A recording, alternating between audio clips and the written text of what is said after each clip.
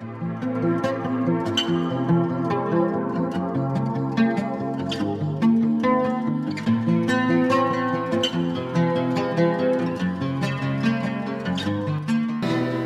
гориш и пееш под моите допири, во сонот ме гониш со темни магии. Твоите раце, мои златни окови, со тебе раѓам од вино музика. Жица по жица во крв се претворам, за тебе пеам, до солза дагувам. Тебе гитаро, што те прегрнам, моја, моја, ти си гитара, моја, ти си гитара, моја, моја, ти си гитара, без престан да свирам, само ги барам. Вечерва дај ми од небо обнови, видим сенка на моите богови. Знам, јас сум твоја, само твоја судбина. Пеам со тебе тажна ноќна молитва, моја, моја, ти си гитара, моја, ти си гитара, моја, моја,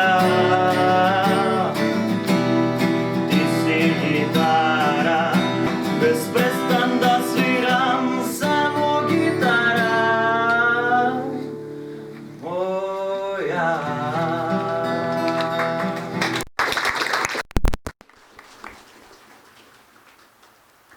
Почитувани присутни, дами и господа, добро вечер. Книгата вдаховнува на себе својствен начин. Книгата оплотува. Книгата културно надградува.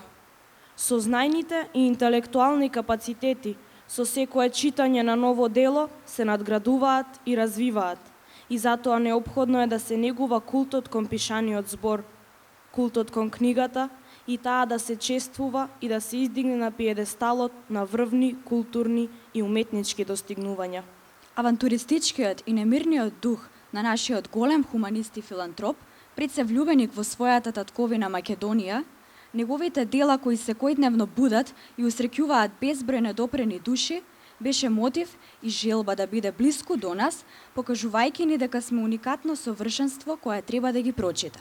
Неголемата вистинска тајна на светот, Бог е жив, Нано Ниче Метод од законот на вистината, Александар Македонски, за да се сетиме колкава моќ поседуваме. Подгответе се. Сега е времето да се започнат и да се случуваат убави работи, зашто, како што кажа Ниче, навреда за животот е живот заспан да се живее.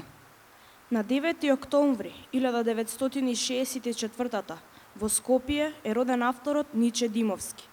Со првото вдаховение на Ниче и доаѓањето на неговата душа на овој свет, започнува едно невообичаено патување низ предизвиците на животот и трагањето по неголемата вистинска тајна и вечната вистина. Откривајќи ја моќта на законот за привлечност и техниката на неговото делување, му возможува уште од многу рани години да добие се што ќе посака.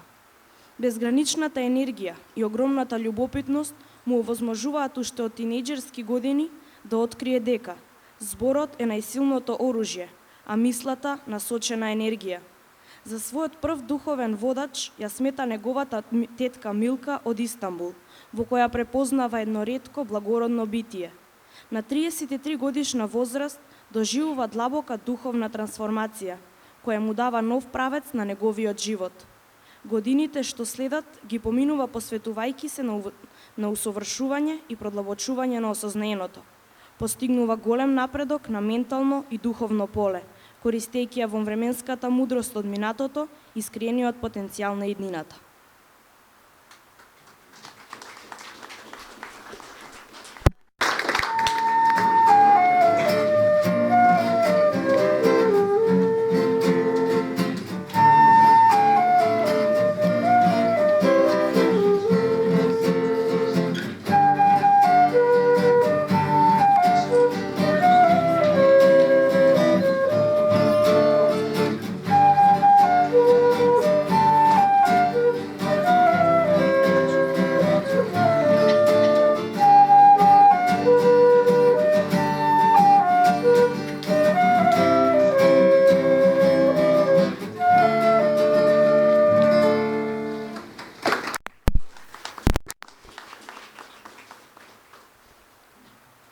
По неколку денови ги отворив очите.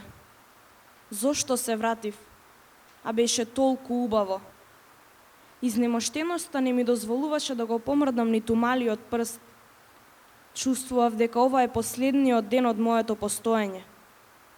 Целиот живот ми поминуваше во слики, како на филмска лента, со невидена брзина, молскавично. Секој миг беше вечност. Додека сонцето зоѓаше од мојата десна страна, си велев: сите пари на светот да ги имам, утрешниот ден нема да можам да го купам. Одеднаш се сетив колку време од животот потрошив за беззначајни работи. Ми прелета мислата дека човекот се надева и кога ќе загуби секаква надеж. Решив: ќе преживеам. Морам да ја измамам смртта. Не може таа да е посилна од мене. Имам толку голема тајна што ми е дадена на чување и морам да му ја откријам на мојот народ. Морам да се вратам во Македонија и да го исполнам аманетот. Може да му се помогне само на оној кој сака, но никогаш на оној кој не сака. Навреда за животот е живот заспан да се живее. Се што искрено ќе се побара со заблагодарување, тоа и ќе се добие. Секој од нас е она што навистина посакува да биде. Некој го побарал свесно, а некој несвесно. Се што создаваме и добиваме, го повикуваме со љубов или со страв. Овие две емоции имаат неголема моќ, кои со голема брзина можат да создадат вибрација, а таа не става на фреквенција на она што го повикуваме. Вселената е непогрешлива. Секогаш ни го испорачува токму она што ќе го побараме. Ресурси постојат за се што може умот да замисли. Подсвеста и Вселената се безгрешни, ако се научи како да се повикаат настаните од иднината. Почитувани присутни, ја поканувам директорката на Домот на културата Крсте Петков Мисирков од нашиот град, господја Валентина Алексова, да ги поздрави присутните. Повелете.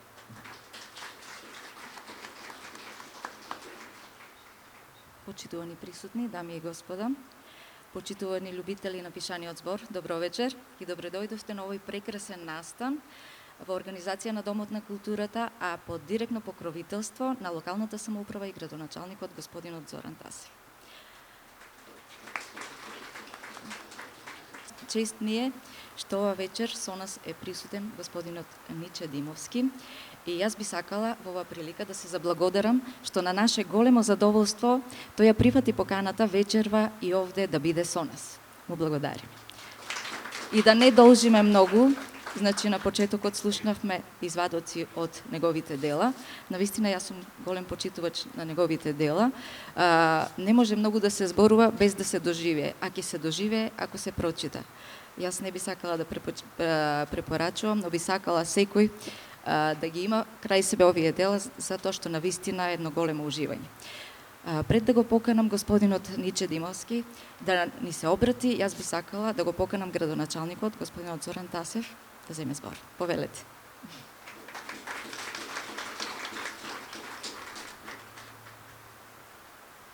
Добро вечер. Прво сакам да кажам добро вечер на мојот драг пријател, господинот Ниче Димовски. Многу ни е драго што вечерва е со нас. Многу е тешко пред вакви луѓе и ваков аудиториум да се зборува или да се каже нешто, седејќи знаев дека Валентина ќе ме покане што да кажам. Само ќе кажам дека нема ништо случајно, дека драг пријателе, можеби универзалната интелигенција сакала вечерва да си со нас овде, да зборуваме за работи кои што се интересни, да зборуваме за животот и на неслучаен датум. Значи, така сакала универзалната интелигенција на роденденот на големиот македонски цар и војсководец вечерва ти да бидеш во градот на Свети Никола гостин на овие чисти души и да зборуваме за убавите работи. На странците и велам кога ќе дојдат во Свети Никола дека на англиски дека добро дојдовте во папокот на светот. Ти можеби не сваќаат што им кажувам, и то ти како мој драг пријател знаеш што сакам да кажам. Вечерва ќе ги расчистиме многу од дилемите и ќе дознаеме многу работи. Верувам дека ќе биде прекрасно. Само сакам по тој повод да кажам еден цитат од псалмите, бидејќи таа псалма што ја напишале можеби е пишувана токму за папокот на светот, за градот на Свети Никола. Таму во еден стих се вели вака: зборувај неомокен Симоне за дајните војски на злото, дојде од безбожната темнина ни го нападнаа небото. Нивното име не смееш се изговори на устните на обичните смртници, а беа протерани од гневот на ангелите. Драг пријателе, вечерва ти си во градот на ангелите, ти си во Свети Никола, повели да сте живи и здрави. Благодарам.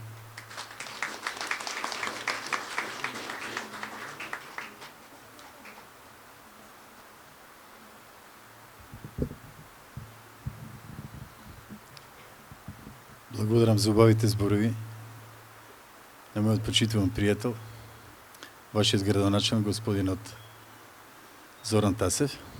Ви благодарам на сите уште еднаш. Морам да ви кажам дека навистина имате градоначалник кој има големо искуство. Не прави попаметни она што сме го прочитале, туку она што сме го доживеали.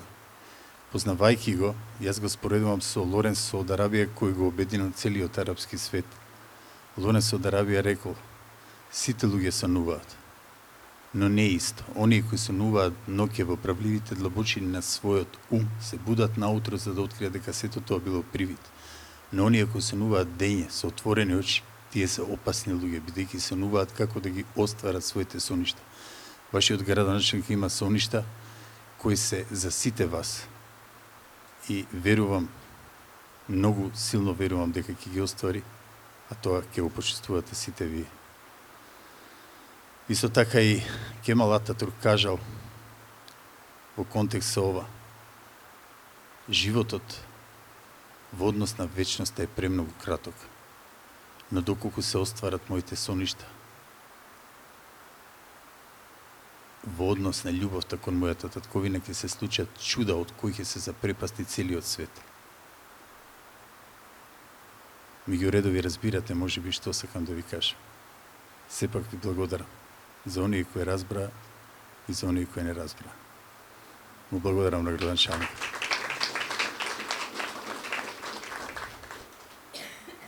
Не случајно сте вечерва овде, можевте да бидете на било кое друго место, но ете, тука сте. Ке на многу едноставен начин ќе ви објаснам некои работи со кои можете да го подобрите животот за само 7 дена. Премногу се едноставни работите, но ние ги комплицираме и затоа ни се случуваат работи кои не ги сакаме. Несвесни за основните работи кои природата не ги дала. Нашата моќ е огромна. Многу повеќе од она што ние мислиме. Само треба да ја слушаме природата и да знаеме да ги протумачиме пораките кои не ги испреќа. Веднаш да ви кажам дека секој од вас на вашите рамена го носи најсовршениот биокомпјутер во универзумот. Најкомплексната структура мозокот.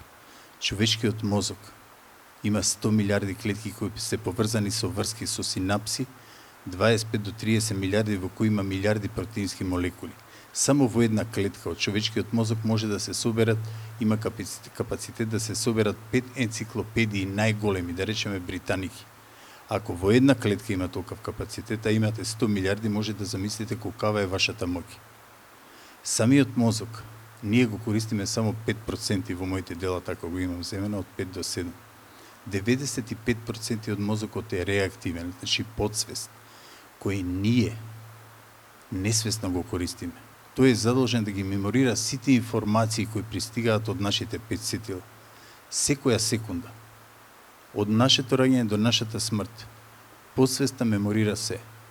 Еве сега ќе ви кажам што вие не приметувате, а доколку некој ве врати по 30 години под хипноза и ве праша, вие точно ќе знаете што ви се случува во овој миг. Сега до овој момент доека не ви кажам, значи вие не знаете, но се меморира светлината во просторијата. Сите звуци, сите шумови, дали ви е топло, дали ви е ладно, дали ве стигаат шевлите, дали имате физиолошки потреби, каде се подпирате, значи од сите 5 сетила. Информациите одат во некоја клетка и се меморираат.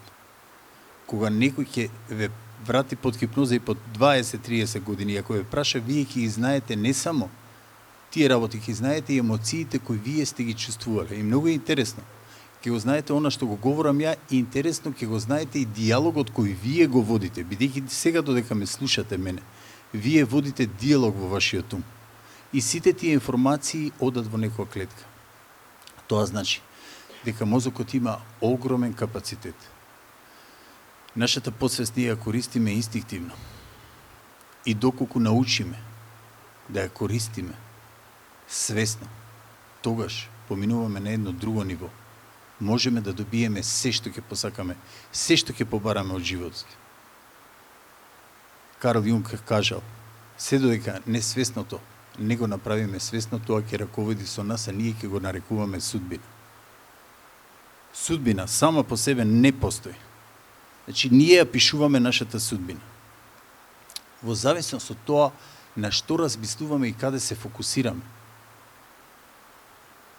Подсвеста е еден совршен систем. Значи, тоа е моќен еден совршен систем кој функционира безпрекорно, прецизно, совршено. Значи, тоа е еден моќен систем кој не познава грешка. Се што вие ќе замислите, се што ќе посакате, подсвеста е должна да го докаже вашето верување. Во зависност дали ги гледа работите црно или бело. Значи, вие како ги креирате таа, така ги докажува работите. Тоа е една огромна моќ. Кога ќе ја спознаеме таа моќ, откриваме дека ние можеме да добиеме се што ќе посакаме во животот. Ние размислуваме во слики. Значи, нашите мисли се слики. Кога имаме слика, само една буква да ви кажам, вие гледате како слика, буквата И, мора да ви излезе како слика за да ја видите. Сликите кои ги нема во вашиот ум, вие не можете да ги видите. Дури и не можете да го сопрете мисловниот процес. Ако јас сега ви кажам, розов, немој да мислите на розов слон. Вие сите помислувате на розов слон. Ако сега ви кажам лимон, бидејќи го гледате како слика и кога ви повторам уште 2 пати лимон, почнува жлездите да ви лачат, бидејќи лимонот го предизвикува тоа чувство, а мозокот го меморирал како информација. Бидејќи мозокот живее во сегашно време, не можеме да го излажеме мозокот. За него нема минато и нема идно време. Тој секој живее во сегашно време. И тој е нешто кое многу едноставно може да се програмира и да се излаже. Преку нашиот мозок, преку оние 5% можеме да манипулираме со оние наши 95% од мозокот.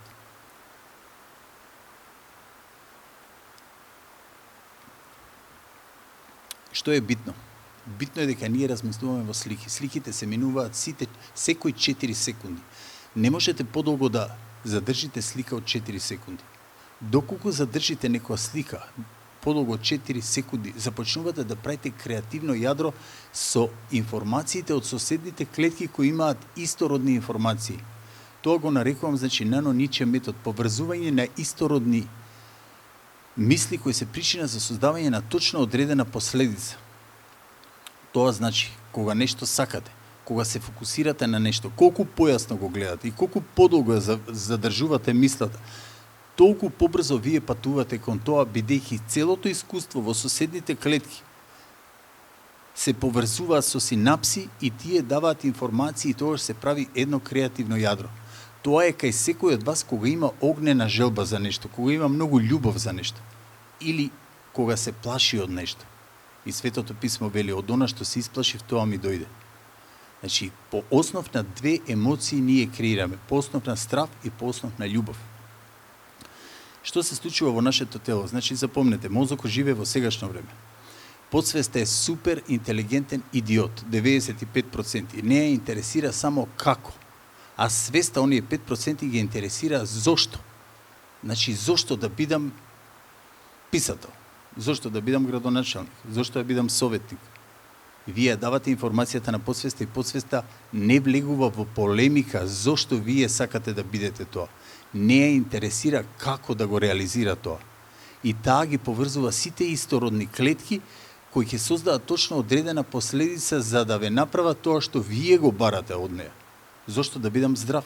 Некој може да биде од најтешка болест болен, но ако знае како да го постави тоа прашање и како да ја програмира својата подсвест, може да се случи феномен. И кога сите се откажуваат од некои луѓе, се случуваат феномени. Тие луѓе преживуваат. И едноставно медицината не знае да го објасни тоа. А тоа се должи на нашата подсвест, на моќта на нашата подсвест. Затоа сум вечер овде. На многу едноставен начин да ве научам, односно да ве подучам. Вие сето ова го знаете. Јас не сакам да ве учам, само да ве подучам, да го поттикнам знаењето во вас. Овие информации сите ние ги имаме. Интересно е што подсвеста, како што ви кажав, никогаш не влегува во полемика. И целиот разговор, диалогот кој вие го водите, и сега во моментов, некој внатре во нашето тело го слуша. Тоа се пептидите. Пептидите се множат во зависност од тоа каде ние сме се фокусирали. Некој сака да пуши цигари. Се намножуваат пептидите во толков голем број, што сега само што ќе спомнам да запалите цигара, во вас оние што се пушачи вели запали. Си вели се да излезам од просторија, само запалам една цигара.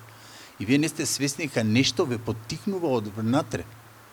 Доколку ги уништите тие пептиди кои ве иницираат да пушите цигари, вие нема да сакате да пушите цигари. Истата зависност е и за алкохол, и за коцка, и за многу работи кои се дури за девијантни појави.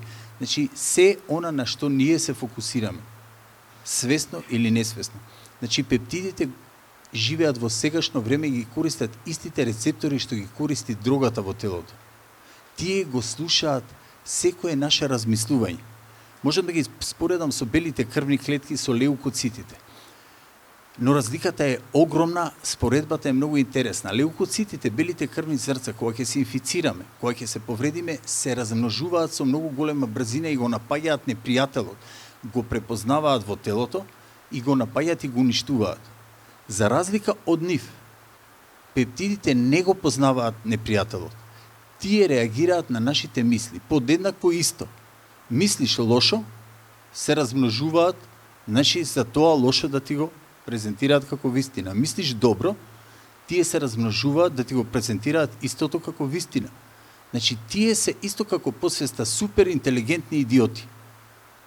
Тие реагираат само на вашите мисли. Затоа е многу битно секој да внимава што размислува. Подсвеста и пептидите не знаат за шала. Не можете вие да се шалите со подсвеста и со пептидите. Ако само една недела повторувате јас сум болен и од најтешка болест или било што, ќе се случи тоа што не сакате. И оној што е болен од најтешка болест, ако навечер повторува јас сум здрав, благодарам за моето здравје, Господи, или било што, исто така ќе се случи едно исцелување кое е многу чудно, бидејќи мозокот е најсовршената фармацевска фабрика. Сите фармацевски фабрики во светот не може да го произведат лекот кој е потребен за било која болест, бидејќи мозокот, подсвеста, ги препознава информациите и точно прави субстанца која е потребна во одреден период на телото. Значи, од ова се заклучува дека секој од нас е само она што се неговите претходни мисли. Никогаш немој да обвинувате никого за она што ви се случува во животот. Сами сме виновни за се она што ни се случило. Во зависност од тоа на што ние се фокусираме. Се фокусирате на позитивни, на убави работи и токму тоа ви се случува. Се фокусирате на лоши работи, на завидливост, на зло и точно тоа ви се случува. Бидејќи подсвеста не разбира за шала. Најсебичната работа на светот е на вашите непријатели да им мислите добро.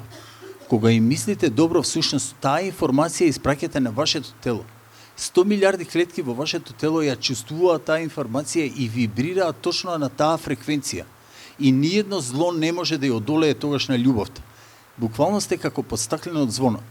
Никој не може да ви извади од колосек што и да ви каже.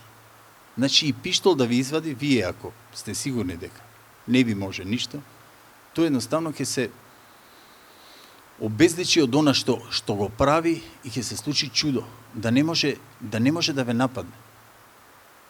Значи вашата вибрација го прави тоа.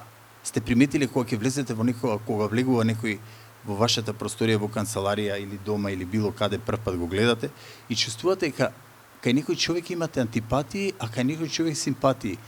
Таа вибрација. Нашата аура е 5 метра во круг. Значи, може да се почувствува аурата кај секој човек. И вие едноставно приметувате дека нешто во просторот не е добро.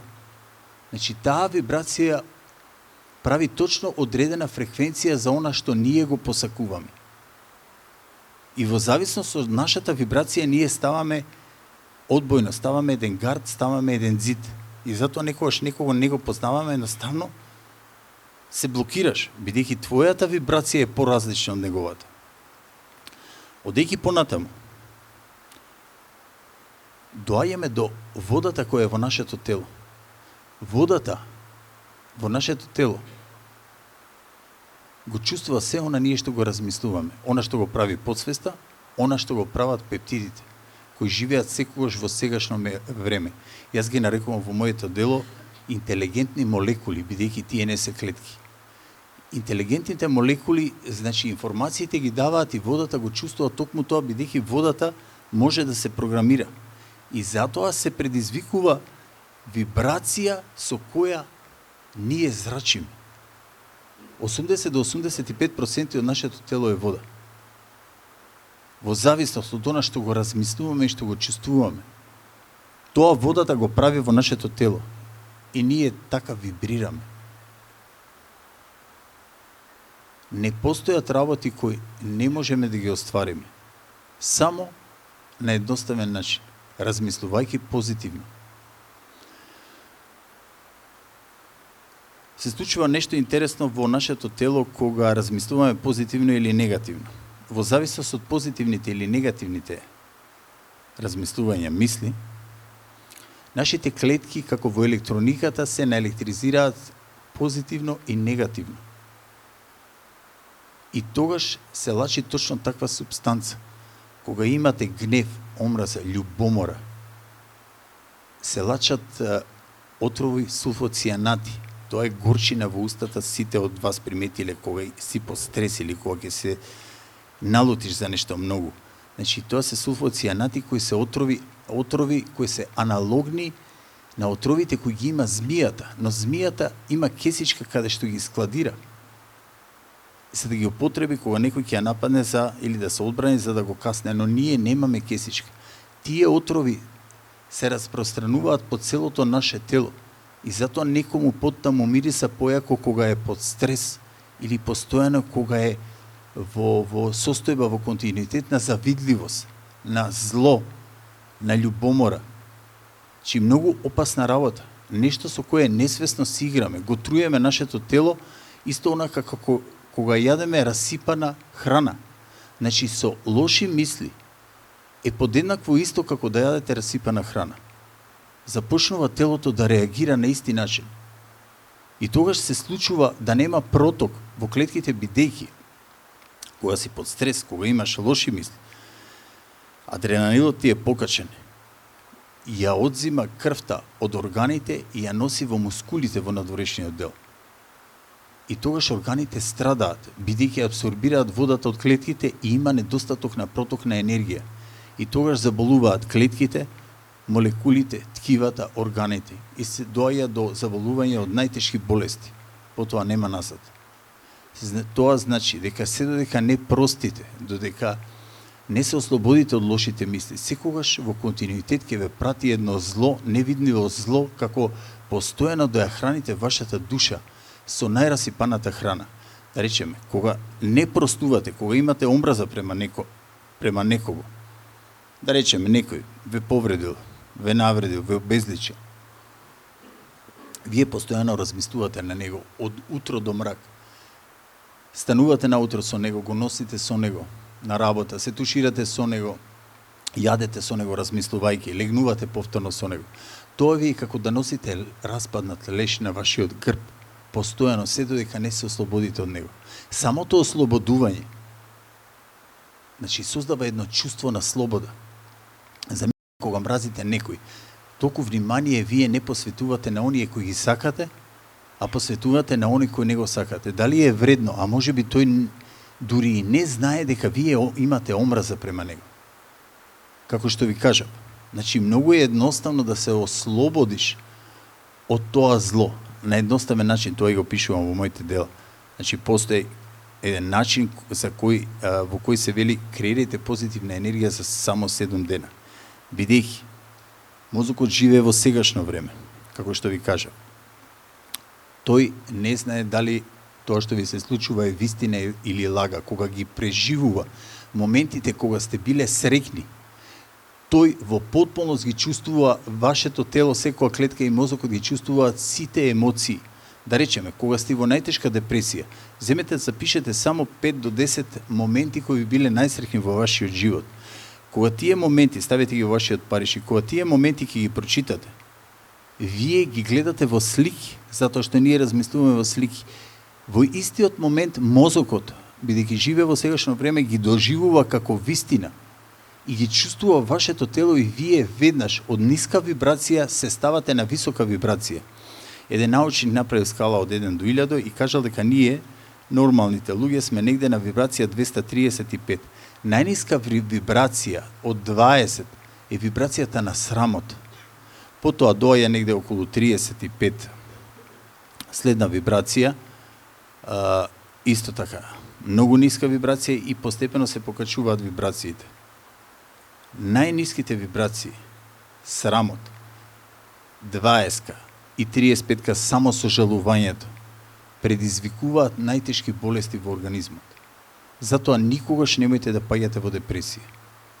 Кога ќе паднете во депресија, само помислете на најубавите ваши моменти од животот и тогаш ќе ви се случи едно чудо. Веднаш од ниска вибрација поминувате на висока вибрација и ниедно зло не може тогаш да ја одолее на љубовта која вие ја имате во вашето тело, гледајќи многу едноставни слики.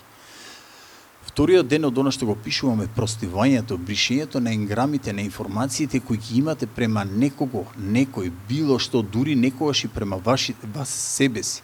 Некогаш не можеме самите на себе си да си простиме за нешто што сме си го направиле.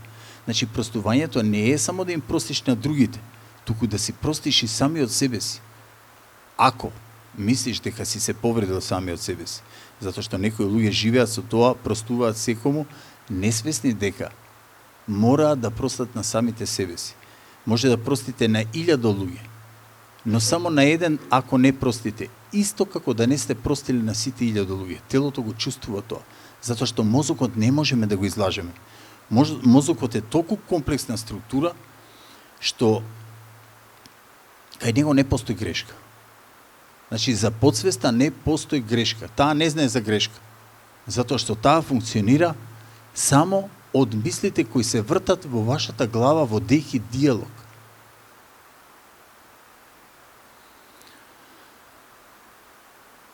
Пептиди ги произведува хипоталамусот кој се наоѓа во човечкиот мозок. Интересно е, сите сте почувствувале како некојаш сте многу среќни кога си фокусиран на спорт, на наука, во истражување, иноватори или едноставно секој почувствува кога си заљубен, како да не газиш по земја. Значи едва и чекаш да ти се јави љубениот или љубената или да стигне порака и така. Секој го почувствувал тоа чувство. Тоа е моментот кога хипоталамусот произведува допамин. Допаминот е најмокниот природен наркотик што човекот може да го произведе. Вие допамин може да купите и во аптека, но тој не може директно да влезе во нервниот систем. Допаминот што ќе го произведе хипоталамусот влегува директно во нервниот систем. И сега ти имаш некоја желба. Градоначалниче, гледам во вашите очи една желба. И сега хипоталамусот произведува допамин. Значи нерешливи проблеми. Тогаш се појавуваат, значи вака кога си има огнена желба, тоа е огнена желба, се појавуваат луѓе, настани, случувања. Значи човекот привлекува тој што го лачи тој допамин, така вибрира и прави таква фреквенција што започнува да привлекува луѓе, случувања и настани кои ќе му ја реализираат неговата огнена желба. Значи не може тука да сопре. Само треба во континуитет да ја задржи желбата. И тука нема прекин. И да сака тој самиот да прекине во одреден момент не може. Веќе настаните се движат сами од себе. Тоа е многу интересно, многу моќно. Затоа кажав за Лонес од Арабија, значи имате еден таков градоначалник кој верувам дека ќе направи чуда, бидејќи вие сте уникатна општина. Она што го имате вие овде, значи може да позавидат не само општините во Македонија, него сите држави на европскиот континент и пошироко. И тоа верувам дека вашиот градоначалник ќе го искористи. Од она што досега го кажав е најважно. Мозокот размислува праволиниски. За него нема сегашно идно време. Тој живее во сегашно време, во сегашниот миг. Ви кажав, мислите на лимон, го чувствувате лимонот? И жлезите почнуваат да лачат. Значи не можете да го излажете, бидејќи тој размислува во слики. Подсвеста, кој е супер интелигентен идиот, не можете никако да излажете. Таа само го реализира тоа што вие го мислите. Пептидите во вашето тело исто така. Допаминот кој се лачи, природниот наркотик, исто така. Клетките ја чувствуваат секоја вибрација од она што како информација го испраќа подсвеста и пептидите. Значи нема лага. Можеме да го излажеме целиот свет, но себе си никогаш не можеме да се излажеме. Затоа секој е само она што го размислува. До денес сте она што биле вашите претходни мисли. Од овој момент може да бидете било што ќе посакате. И често пати јас им пишувам, посвета кога пишувам, биди што сакаш. И ма прашуваат, што е, каква е таа посвета? Викам, таа посвета значи, што се твоите мисли, тоа си ти. Биди што сакаш и ќе бидеш што сакаш. Само фокусирај се во континуитет и задржи ја мислата на она што го сакаш. Че тоа е, повторно ќе повторам, значи Нано Ниче метод поврзување на истородни мисли кои се причина за создавање на точно одредена последица.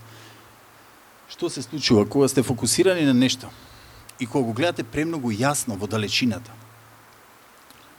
Колку појасно го гледате, брзината ја зголемувате. Ако е матно, вие се движите со мала брзина. Колку појако го гледате, тоа толку побрзо се движи кон вас и вие кон него. За секоја една желба е така. И тука нема промашување. Затоа, често пати велам, значи секој мора да знае што сака во животот. Кога знаеш што сакаш во животот, доволно да го направиш првиот чекор и ти си ги остварил своите соништа. Веќе си на врвот. 90% од луѓето на земјината топка не знаат што сакаат од животот. И на крајот од животот се прашуваат, што јас направив? Природно и нормално дека ништо не направил, бидејќи тој не побарал. Универзумот ни испраќа подароци. Ние ако не ги земеме, тој си ги враќа назад. 90% од луѓето на земјината топка чекаат автобус на автобуска станица, на улица каде што никогаш не проаѓаат автобуси. Како сакате да дојде автобусот кога на таа улица не проаѓаат автобуси? Значи луѓето се раѓаат заспани, живеат заспани и умираат заспани. Ова што ви го велам е да ве иницира, да се пробудите, да започнете да создавате нешто кое е премногу едноставно. Свеста и подсвеста, која е 95% подсвест и свест 5%, се нивелираат навечер. Ја задржуваат процентуалноста на интелигенција, но се нивелираат навечер кога заспиваме. Сега сме во бета таласно ниво. Навечер кога заспиваме, поминуваме во алфа таласно ниво. Значи, кога заспивате, тие се нивелираат и се на 50 со 50%. Во тој момент, како да пишувате на компјутер, се што ќе побарате од подсвеста, таа ќе ви го реализира. И од најтешка болест некој да е.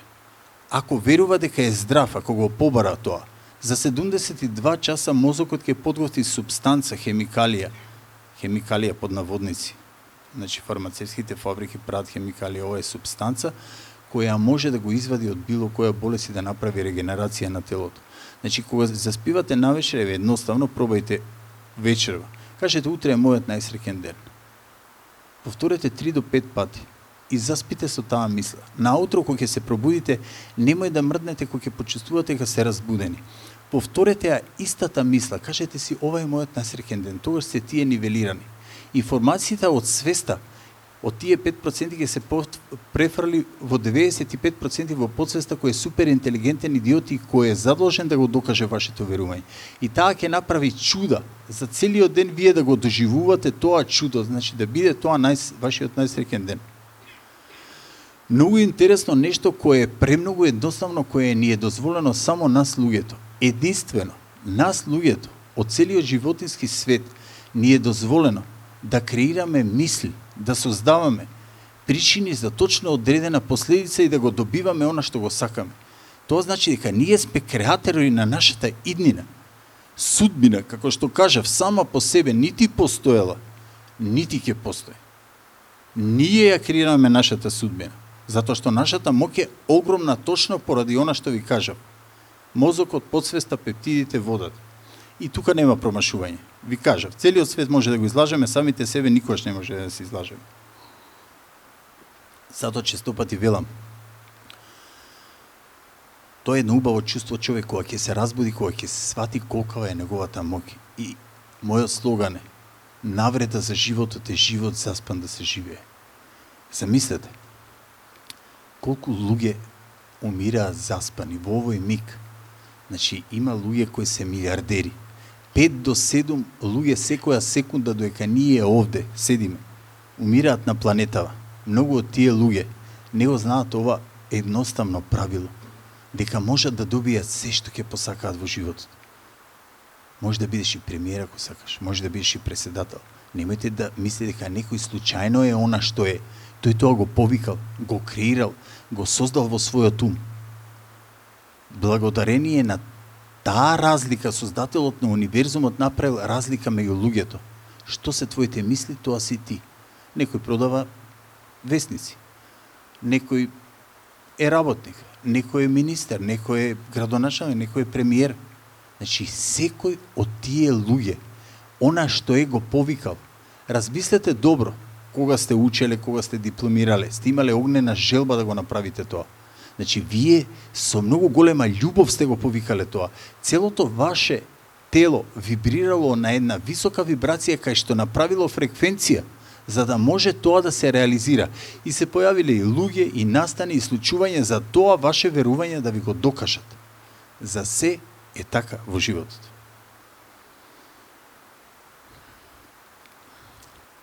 Ова се основните работи за кои говорам.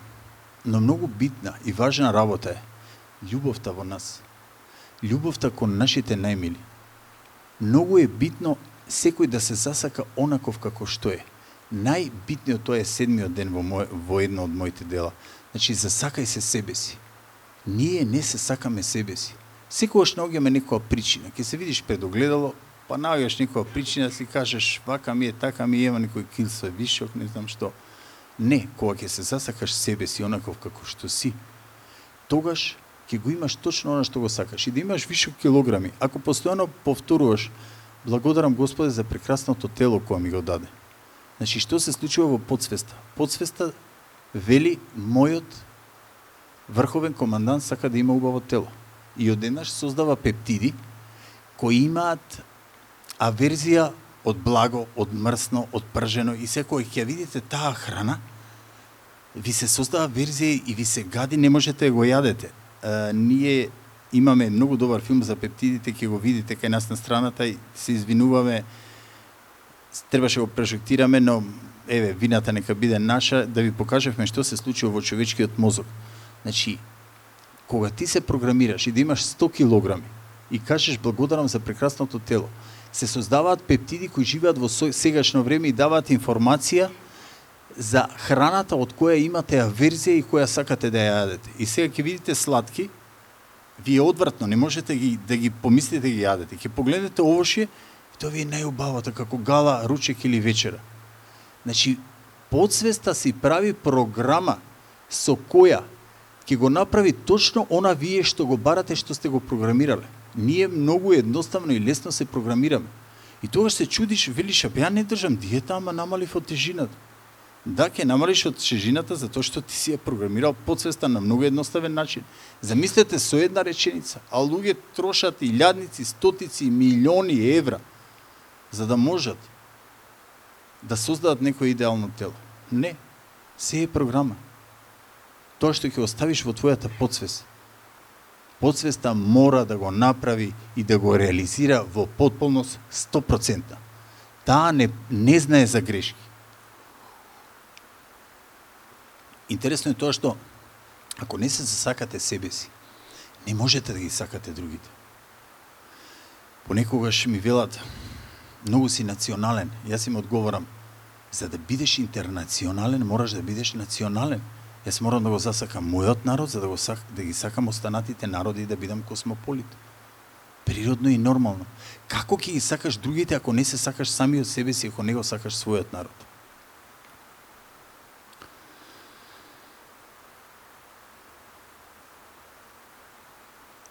Околу ова што би сакал да ви го кажам, значи, ова е во најкратки црти и премногу едноставно.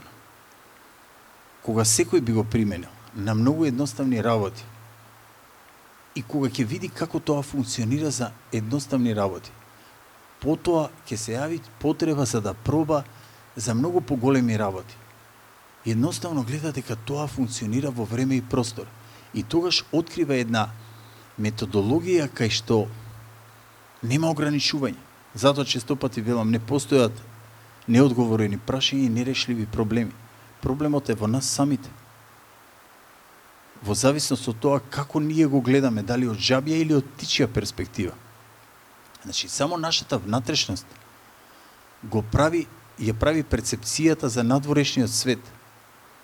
Она што сме ние, го гледаме кај другите. На едноставен начин, ќе ви го кажам со 4 монаси. Значи, живеат 4 монаси во еден манастир и навечер легнуваат и еден од монасите станува, тив кој ја отвара вратата, излегува, рипнува преку оградата од дворот и заминува кон селото. Го гледаат сите 3 монаси од посебните соби и првиот монах си вели, види го, тој оди во селото да прави разврат со некоја девојка. Вториот монах си вели, тој е крадец, оди во селото да краде нешто. Третиот монах го гледа и си вели, колку е побожен и колку е возлюбен кон Бога. Оди во мир да се помоли на Бога. Значи, секој од нив бил она што е неговата внатрешност. Оној што е развратник мисли дека и другите се развратници. Оној што е крадец гледа во другите крадци. Оној што е приближен кон Бога гледа дека и тој е боголюбец како него. Значи, секој од нас е само она што се нашите внатрешни мисли. Неслучено и Хесе кажал, кај другите не возбудува она што го имаме самите во себе си. Она што го немаме, не го ни приметуваме. Значи, алкохоличарот ќе примети дека некој алкохоличар па ќе го зборува. Она жена што е развратна ќе ги примети жените што се развратни па ќе ги озборува. Тој што е коцкар ги приметува тие што се коцкаат. Значи, за се е така во животот. Затоа внимавајте кога говорите. Она што го зборувате, ја оддава вашата внатрешност. На што сте се фокусирале со вашите мисли, тоа вие несвесно го озвучувате и го водите разговорот на таа тема и вие кажувате се за вас. И вие не сте свесни дека вие кажувате се за вас. Вие мислите дека сте многу паметни, а всушност ја откривате вашата внатрешност. Секој од нас тоа го прави. Несвесно го прави. Значи, само слушајте што зборат другите и тие се ќе ви кажат за себе. Тоа е една толку едноставна игра што јас често пати велам, животот не е борба. Животот е игра.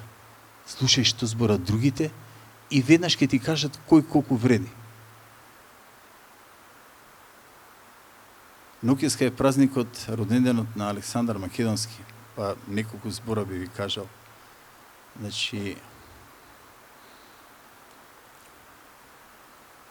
на денешен ден, пред близу 2300 и нешто години, се запалил Артемидиниот храм во Ефес, едно од светските чуда во Стариот Завет, седмите светски чуда, и го осветило целото Бело море. Тоа било знак дека доаѓа некој голем војсководец, некој голем човек кој ќе остане во аналите на светската историја. На истиот ден, поточно на 21. коњот на Филип II Македонски победува на Олимписките игри. А еден од македонските генерали ја победува војската на илирите, ги победува илирите. Така да се случиле 3 работи во рок од помалку од 24 часа и го најавиле раѓањето на Александар Македонски. Она што јас го работам е интересно, бидејќи инициран сум од истражувањата кои ги правев за Александар Македонски, и тоа доведе до резултати кои беа несекојдневни. Испитував како тој можел да води битки и да се бори близу 17:1 и да победува.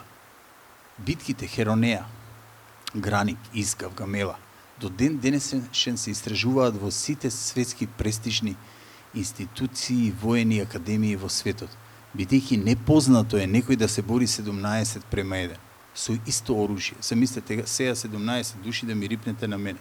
Колку и да имам вештини, какви да имам ако сме со исто оружје. Значи, како е можно тој да го направи тоа? Значи, тој користел една техника за кој потрошив многу години за да откријам дали тоа е така. Значи, тоа може да биде дадено само на еден народ кој во континуитет генетски ги задржал информациите, а тој е македонскиот народ, и токму затоа во втората книга велам, книгава ја посветувам на македонскиот народ и така натаму, и последната реченица е всушност оваа книга и не е моја, таа им припаѓа на македонците.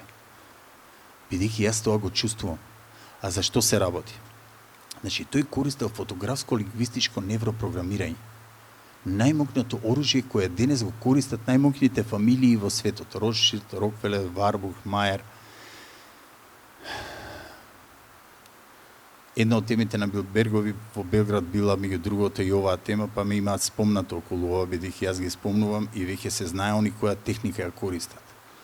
Значи, најопасната техника програмирање преку медиуми, затоа CNN, BBC, се во нивни раце, Светска банка, ММФ, сите манипулација со сите енергенци. Но кога ќе откриеш една техника каде што само еден човек со креативно јадро може да направи нова програма и да ја протне во матриксот, тогаш може да се случат чуда. И тука нема назад. Сите пари на светот да ги дадат. Тие не можат да се борат со таа енергија. А ќе ви покажам, бидејќи според техниката на Александар Македонски ги имам напишано следните случувања за следните 10 години на локално и глобално ниво. Ако тоа се случи, а веќе 50% од тоа се случило, книгата е напишана во 2013 во февруар месец, сега сме веќе јули, почнува август, значи рачунете за 2 години неколку месеци се реализирале 50% од работите кои се напишани. Тоа никој не можел да го знае. Значи се работи за една нова парадигма. Парадигмата е основна хипотеза врз која се градат сите нови научни знаења. Значи, ова е едно ново научно знаење кое е научна теорија. И Дарвиновата теорија е теорија, но 200 години е теорија, таа уште не станува наука. Ова доколку се случи, оваа научна теорија која јас тврдам дека ја користел како методологија Александар Македонски, ќе стане цела наука. И таа ќе направи измени не сакајќи во самата колективна свест на глобално и на локално ниво. И ние ќе станеме земја која ќе биде прва меѓу првите. Всушност и тоа се случува. Погледнете економијата. Дали е можно ние економски раст да имаме највисок во Европа, а ние сме како едно предградие на Њујорк или на Париз. Значи, се работи за една интересна методологија. Фотографско лингвистичко невропрограмирање. Фотографско ги гледаш сликите, она што ви кажав, бидејќи мозокот живее во сегашно време, правиш лингвистичко програмирање, лингвистичко невропрограмирање. За појасно да ви биде, ќе ви објаснам како го правил Александар Македонски тоа.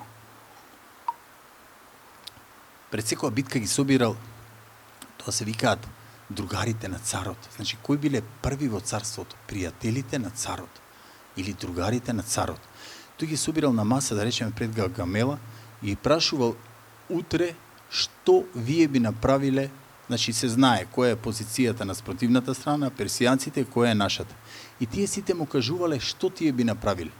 И тој на крај им велел вака: се ова вие што го размислувате, го знае и другата страна. Тој открил дека нешто функционира безпрекорно во време и простора. Тогаш, во тоа време, свесни сте дека немало електронски микроскоп, за тој да знае колку се тоа влијае. Да речеме, самите фотони се програмираат, кои доаѓаат од сонците и има во секоја клетка од нашето тело. Значи, фотонот се програмира. Фантомски ефект е тоа. Еден руски научник зима во вакуум цевка, значи собира фотони. Фотоните прскаат во вакуум цевката. Се движат на сите страни. Зима, значи ДНК, човечка ДНК, може и од плунка, и ја става во вакуум цевката. Фотоните се подрудуваат како во нанотехнологија и мируваат. Значи, тие примиле интелигенција. Се програмираат. Уште поинтересно е следново, што ќе ве запрепасти. Ја вади ДНК-та од цевката и фотоните остануваат да мируваат. Што значи дека тие веќе се програмирале и во континуитет остануваат програмирани. Тоа не можел да го знае Александар.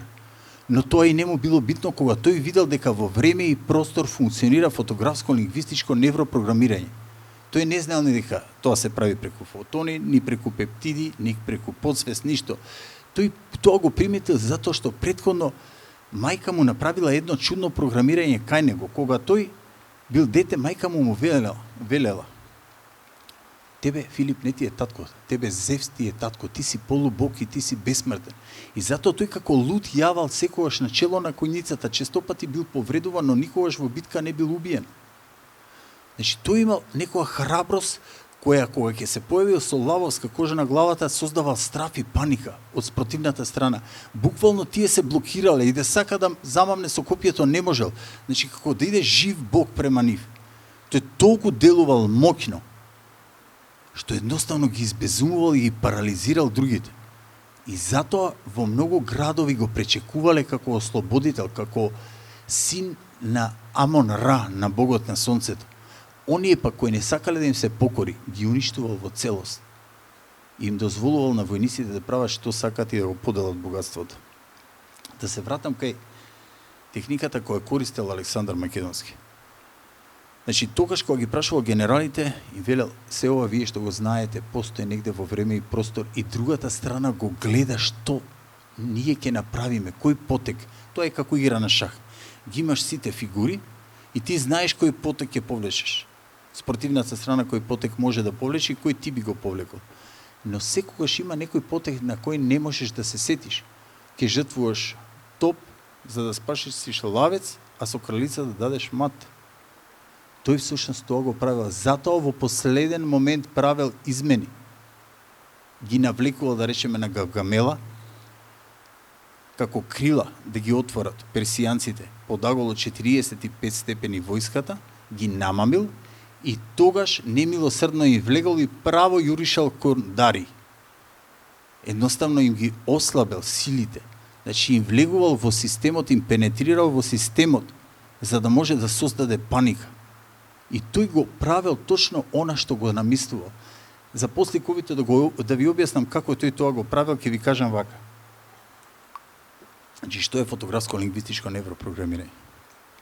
Тој ја цртал битката, значи медитирал, поминувал од бета во алфа таласно ниво, ја цртал битката, ги бојал сликите, значи ги бојал под наводници. Значи ги бојал, ги оживувал сликите и тој ги гледал сликите на она што ќе се случува. Со тоа правил програмирање кој го протнувал во матриксот во иднината. И затоа точно тоа се случувало што тој го правил. Тој си играл со време и простор, бил патник низ времето. Следниот ден се случувало точно што тоа тој го програмирал. За да ја докажам неговата научна теорија, во последното мое дело пишувам што ќе се случува во последните 10 години на локално и на глобално ниво. Нормално и природно дека вас ве интересира што ќе се случува на локално ниво овде кај нас во Македонија. Никој не може да го знае ова што е напишано овде, бидејќи книгата е пишувана во 2013 година, ви кажав во февруар месец. Се разбира доколку ја не сум бил од екипата која сега е под присмотра. Има повеќе работи.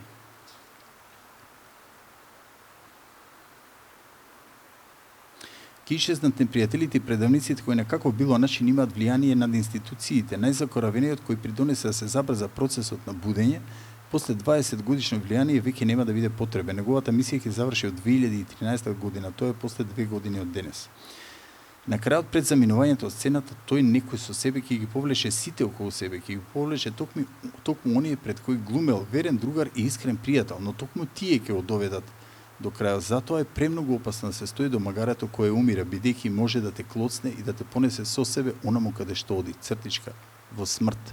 Следно, ќе се открие поголема шпиунска мрежа која тимски организирано работела за странските служби против татковината. Преку таа група странските разузнавачки служби сакаат да иницираат контролиран меѓуетнички инцидент. За среќа самите тие ќе завршат во затворите како поука за некои следни предавници доколку помислат да ја прават зло на светата земја, цртичка, Македонија. Следно, нема да има војни именување граници. Следно, ќе се иницира, ќе влезе во процедурална постапка во парламентот предлог закон за доделување на празно необработено и шумско деловно обработено земјиште и така натаму. Се што постои во време и простор, се ово околу нас се нечии мисли, се што доаѓа исто се мисли. Мисли кои се создадени од една огнена желба. Не случајно автопатот поминува тука. Јас ова не сум го знаел, сум го ставил во моето дело. Чи многу работи ми кои, да не ви ги читам сите, се некои работи кои се несекојдневни, постојано се случуваат. Тоа е со една единствена цел. Да ја докажам научната теорија и таа да стане наука за она што го правил Александар Македонски. Ако тоа го докажам, и ако стане наука, тоа е една цела наука со која можеме да докажеме дека ние можеме да ја пишуваме иднината како што сакаме и да ја програмираме, буквално како што правите програма во компјутер.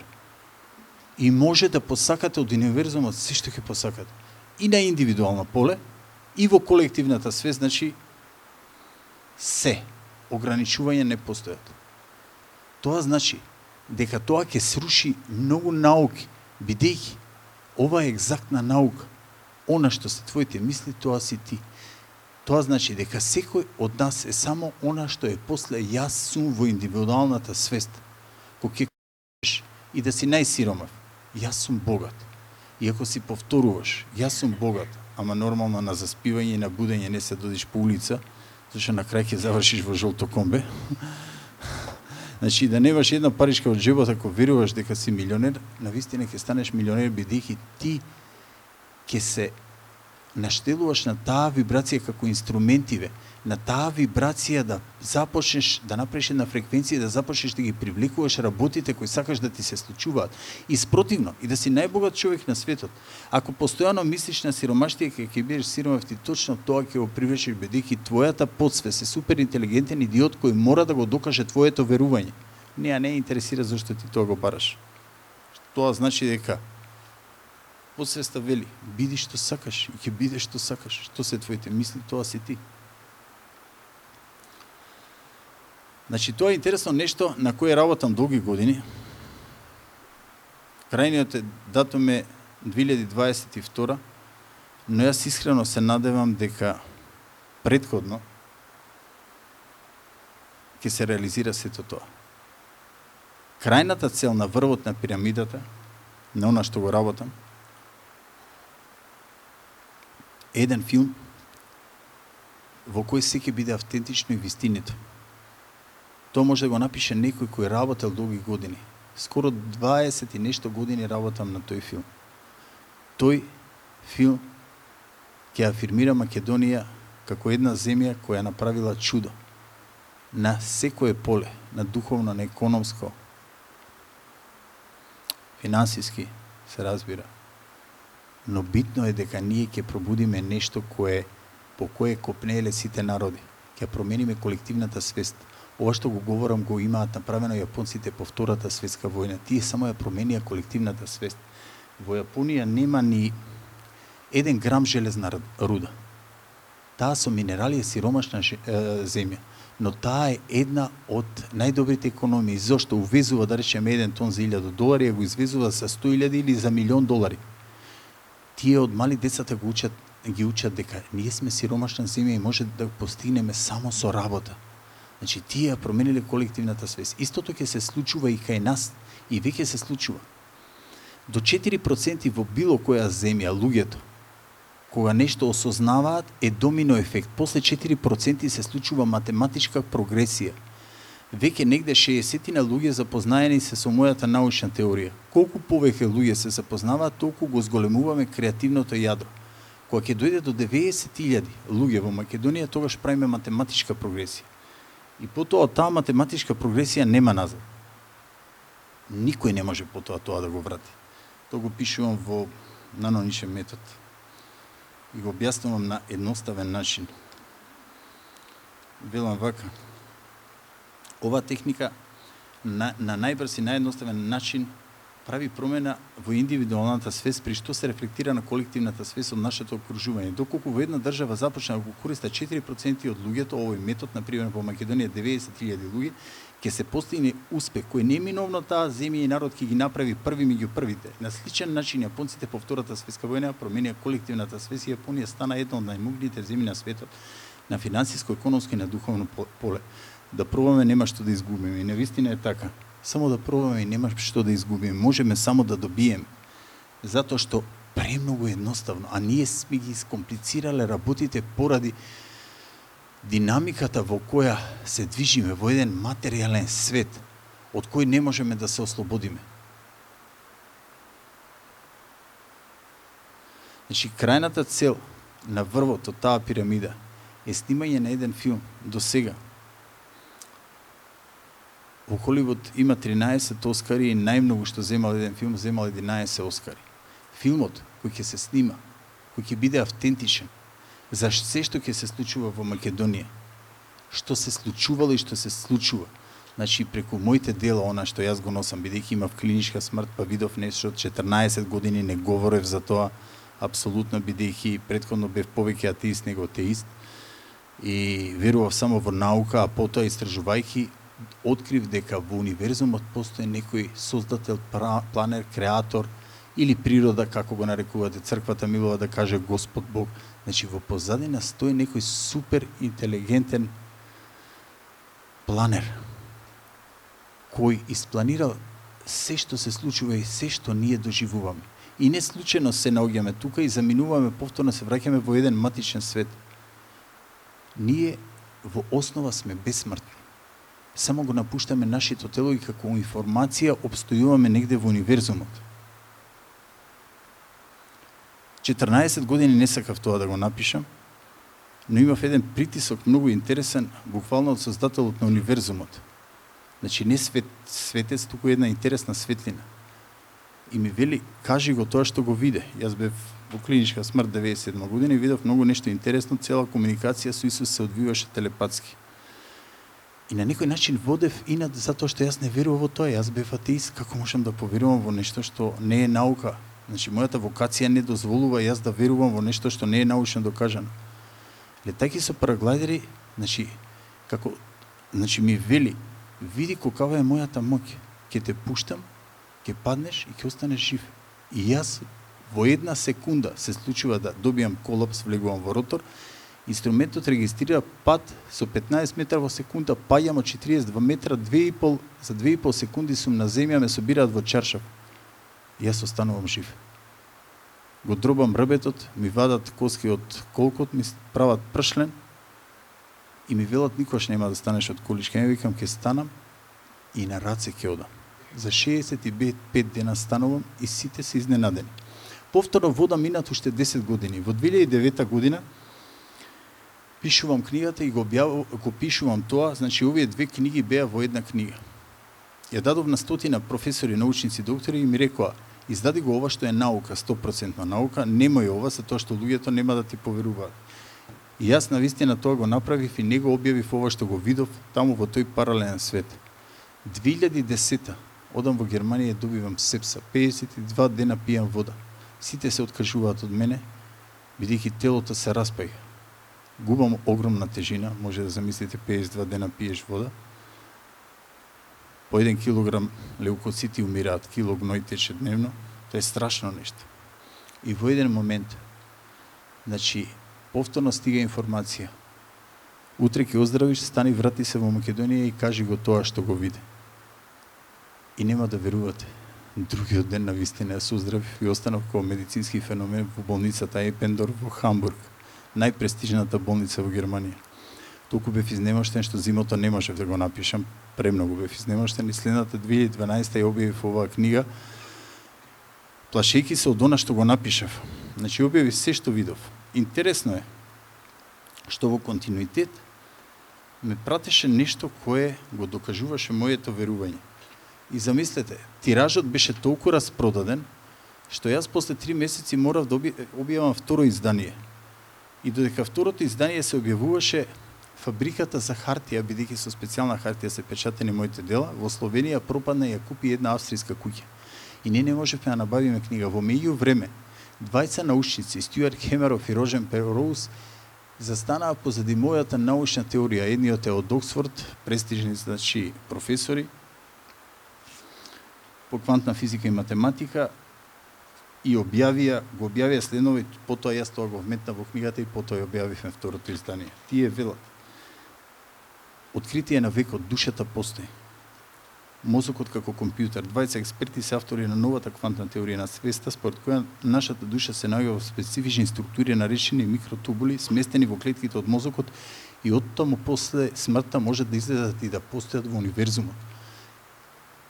Тоа што јас го напишав, што навистина стрепев дали да го напишам, бидејќи имав висок општен статус и немав потреба, значи, да се бламирам, испада дека навистина е така. Позади овие 20 научници застана уште стотини нови научници со квантна физика, квантна хемија, квантна механика, медицина, за да докажат дека ние сме бесмртни. Тоа е нешто што ние претходно не сме можеле да го разбереме, бидејќи сега научниците откриваат дека во секоја клетка, во секоја човечка клетка ги има првите реченици од Светото писмо. Значи, некој планер, создател, напишал во ДНК-та: јас сум создател на универзумот кој ве создадов вас. Ако ние не сме имале методологија, електроника, електронски микроскоп, ние не сме можеле тоа да го прочитаме. Значи, некој оваа информација кога е на пониско ниво пред 10, 20, 30 години не можел да ја прочита, не можел да ја разбере. Тоа значи дека ние преку технологијата се побрзо напредуваме кон мислите на тој создател, креатор, планер. И ќе се случи едно чудо кој ќе го запрепасти човештвото.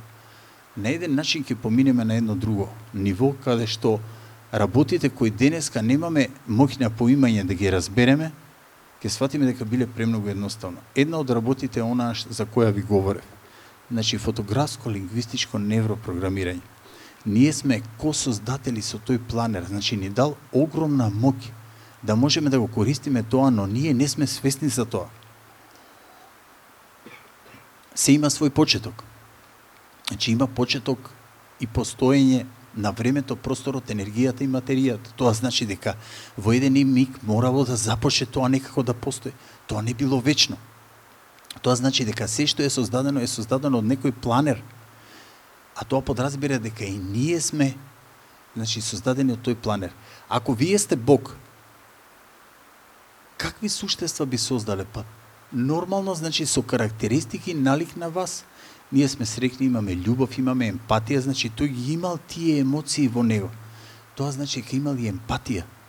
Значи, тој сочувствува, не сака нас, но не може да дојде и да каже, јас сум вашиот создател на универзумот. Знаете што ќе му се случи? Или ќе заврши во лудница, или ќе сака да го распинат. Што е природно и нормално, бидејќи ние сме на многу ниско ниво на поимање. Затоа тој ни дозволува преку технологијата да напредуваме и да се приближуваме кон неговите мисли. Значи, ние создаваме лик и веќе поминуваме на едно ниво кај што можеме да комуницираме со тој планер, создател, креатор. Некој го замислува и кога се мислува се плаши од некој, од него. Некој друг, значи, со љубов си вели и да ми го побара животот, ќе му го дадам. Значи, секој размислува според неговата внатрешност и неговите мисли, во зависност од тоа што е тој самиот. Но најбитно од ова сето што ви го зборев е само она што ви кажав. Пробајте да креирате позитивна енергија на многу едноставен начин. Само за 7 дена да се ослободите од се што е негативно, од секоја ваша негативна мисла. И тогаш ќе започне да ви се случуваат чуда во вашиот живот. Навистина е топло, не би сакал повеќе да ве задржувам. Многу ви благодарам. Сега ќе ви подарам по една книга.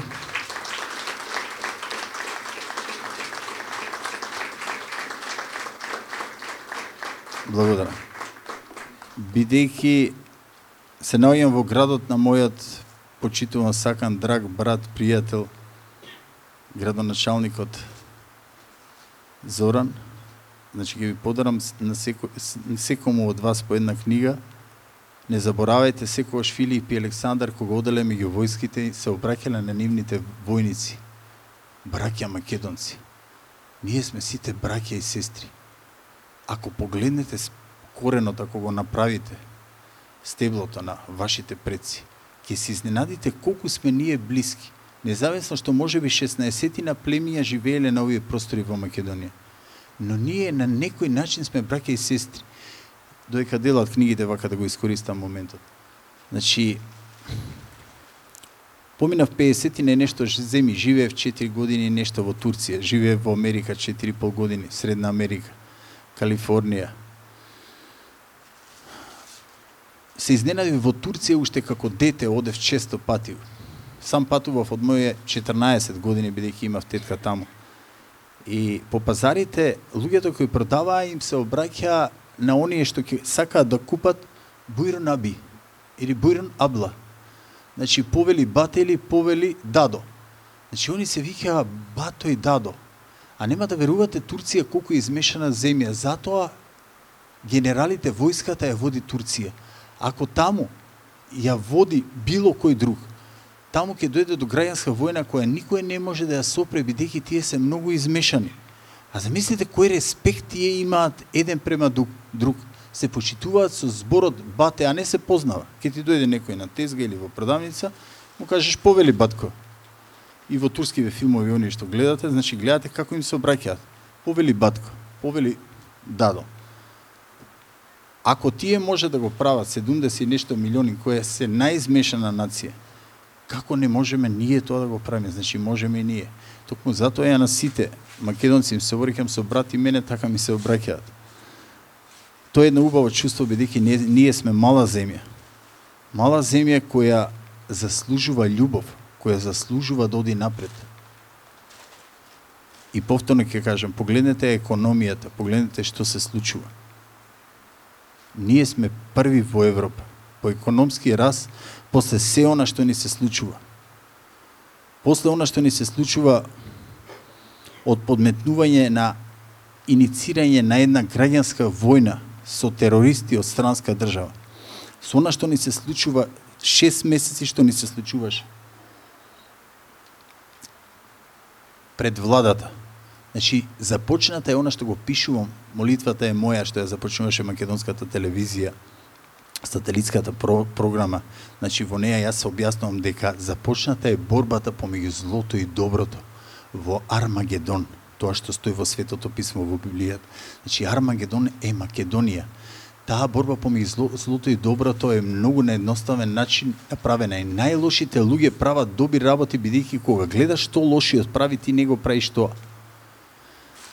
Пред владата се беа собрани луѓе, талогот на општеството. Независно никој да не се навреди, но ова е вистина, независно од политички партии.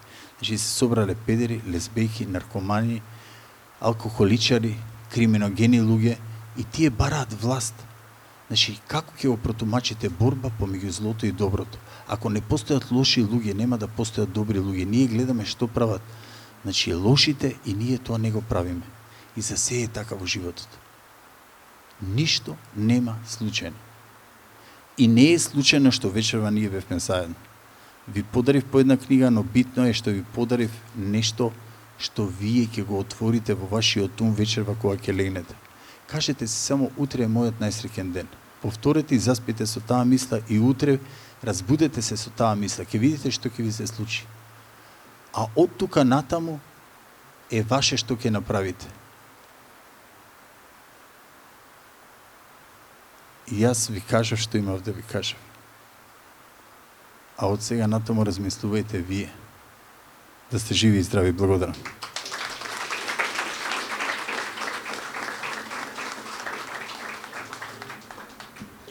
Почитувани присутни, се надеваме дека уживавте. Им благодариме на Игор Тошев и Зорица Ордева, членови на Народниот оркестар при Домот, кои со своите музички изведби ни ја збогатија вечерашнава програма.